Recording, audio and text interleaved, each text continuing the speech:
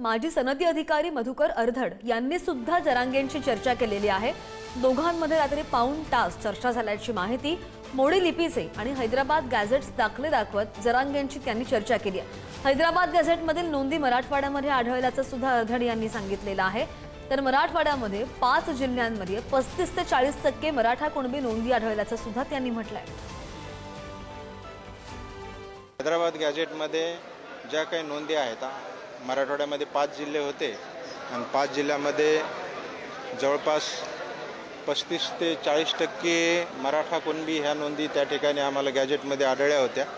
त्या संबंधितचे गाव नमुने आम्ही तपासले होते, सर्व रेकॉर्ड आम्ही तपासलं होतं। जे आपल्याला माहिती आहे की मराठवाडा आणि विदर्भ महाराष्ट्रात सामील होताना नागपूर करार झाला होता 1953ला। तो करार, त्या करारामध्ये मराठवाड्याचं मागासलेपण, सामाजिक आणि आर्थिक मागासलेपण हे विदर्भासारखंच असल्याचं त्या ठिकाणी त्या करारामध्ये मेन्शन आहे।